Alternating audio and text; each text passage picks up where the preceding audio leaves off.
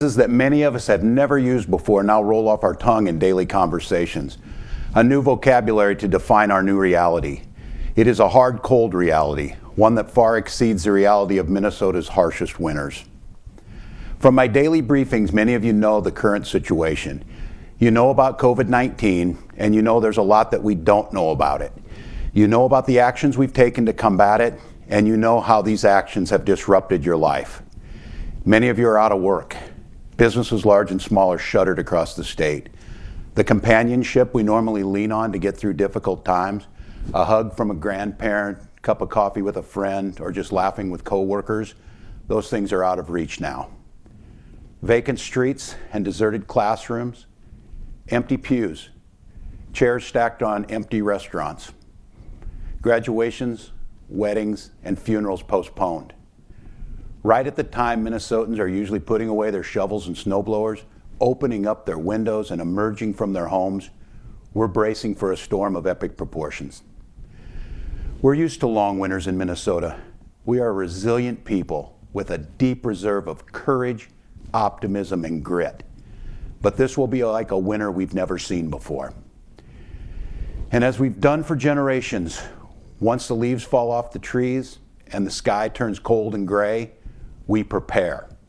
There's no stopping the storm of COVID-19 from hitting Minnesota, but we are preparing for it. We're building our hospital capacity so that we can ensure that when our neighbors are sick and need the care that they need, they're able to get it.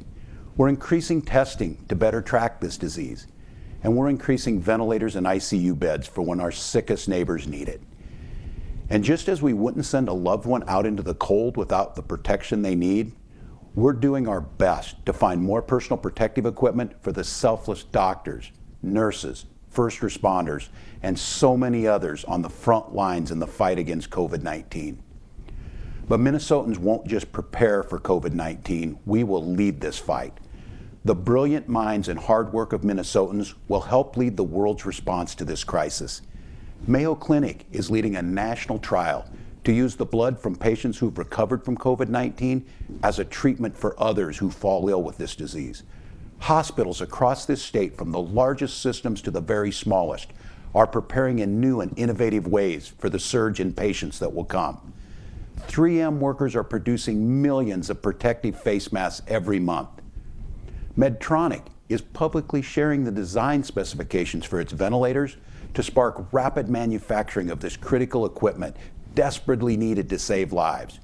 From Duluth to Halleck to St. Paul, smaller companies and employees are halting production to produce masks, make hand sanitizer, and help in any way they possibly can. And you, those of you staying home, are doing some of the most critical work of all. I know it doesn't feel like it to you. Minnesotans are hardworking people who, when the time comes, they step into the fight. In many storms, that means plowing out your neighborhood, filling sandbags, or trudging through the snow to check on a loved one. But now it means staying home. What you are doing isn't paralysis, it's action. Staying home reduces face-to-face contact and thus the threat of virus transmission by up to 80%. Staying home is the only vaccine we have right now. You are slowing the spread of this disease. You are protecting your neighbors. You are giving hospitals time to prepare to care for the many who will fall ill.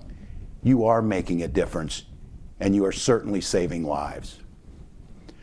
As a dad and a teacher, I want to speak directly to our children for a moment. I know this is really scary. I know that you miss seeing your teachers and your classmates, and I know how very disappointing it is that many of those important end-of-school activities have been canceled. And I know right now many of you out there are athletes, whether it's from Little League Baseball to the Olympics. You've prepared your whole life to go out and win championships on diamonds and fields across this state, and now you can't. But what you're doing matters. Your sacrifice is keeping people safe. You're protecting your neighbors. Someday, when you have children of your own, you'll tell them about this moment in history and what you and your neighbors did to help this state. I want to say thank you for that. And parents, I know how hard this is. Many of you are trying to watch your children at the same time you're trying to work from home. Many of you are out of work and you're worried about the bills that are coming due. This is hard. This is unprecedented. Take a deep breath. Be kind to yourselves and be kind to each other. We're all doing the best we can, and that's all we can do. Minnesotans, I don't take what we've asked of you lightly. I served this nation in the Army National Guard for 24 years. I raised my hand to defend the Constitution and the freedoms and liberties that it stands for. In a democracy, any action to restrict these rights cannot be enacted lightly. But at the moment, they're critical and they're saving lives. My promise to you is to continue to communicate my decisions, explain when we change course, and never stop fighting alongside you, the people of Minnesota. These last few weeks have been difficult, but it's only going to get harder. Long hours of darkness lie ahead of us. We're going to do everything in our power to save lives, and as hard as we work, we're not going to be able to save everyone. It's going to be a cold, long winter. But how do we get through cold, long winters? We get through them together as one Minnesota.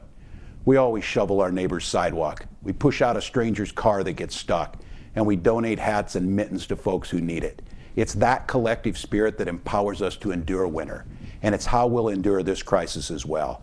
It's already happening, and you see it everywhere.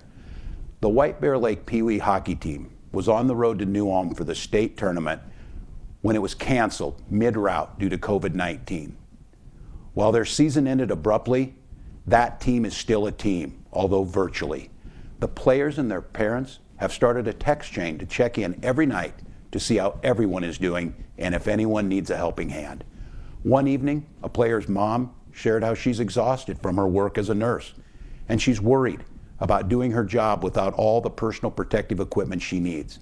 The next day, the hockey dads cleaned out their garages, cleaned out their supply of masks, and a big box was left on the nurse's doorstep with a little note that said simply this: "Your hockey family loves you." It left her in tears. Her hockey family is helping her through this crisis.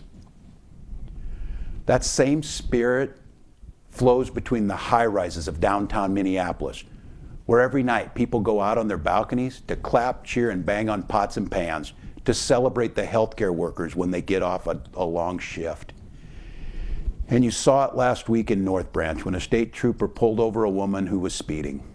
Turns out she was a doctor in town to do some work. The trooper noticed some of the masks in her bag that she'd been forced to reuse due to the current shortage.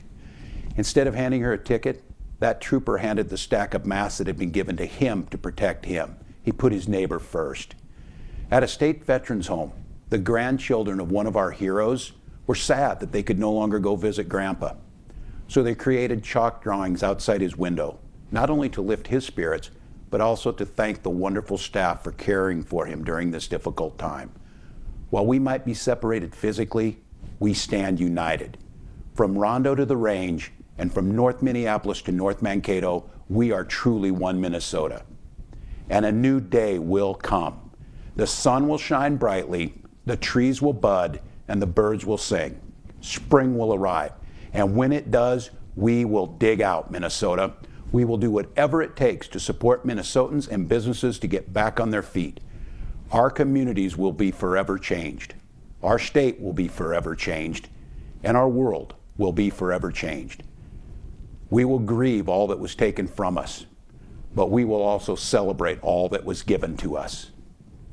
Unity, humanity, and gratitude. We will be more united as a state. We will cherish each other's humanity, and we will have endless gratitude for the lives we lead. These trying times have led us back to each other.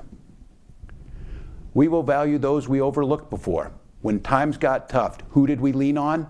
It was the nurse, the grocer, the truck driver, the farmer, the janitor. We will recognize all that educators and childcare providers do for our students, our communities, and our economy. This crisis shows how much Minnesota depends on our schools, not only to teach our children, but to feed them and provide for their physical and mental well-being. And we will certainly recognize all the public health workers, everything they do at the local and state level to detect and respond to health threats. Not just this infectious disease outbreak, but the many other threats that impact our personal and community health.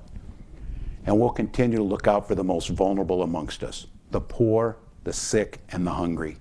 Many of you out there tonight have stepped up to protect these people during this crisis, and that dedication to those people's dignity and livelihood must endure long beyond this crisis. We won't take our normal lives for granted ever again. Our modern lives move fast, and this presents an opportunity to slow down and appreciate what truly matters. We're going to welcome that morning rush getting our kids out the door to school. We're going to smile pretty big as we see restaurants bustling with friends sharing a meal. And we will soon gather again in our houses of worship. We'll have a renewed appreciation for the calming power of a warm embrace. But we won't just make it to spring. We'll come out on the other side better from this winter, because we are Minnesotans. We see challenges and we tackle them. No matter how daunting the challenge, no matter how dark the times, Minnesota's always risen up by coming together. It was our blood that saved the Union at Gettysburg. It was our iron that forged the tanks that liberated Europe. Our farmers sparked a green revolution that fed the world. And it was our imagination that transformed medicine. And it appears poised to do so once again. Minnesota, the state of our state is strong. The state of our state is resilient, and the state of our state is united. And our hearts are filled with gratitude for each and every Minnesotan and the role they play in the fight against COVID-19. Thank you. Stay home and stay healthy, Minnesota. Good night.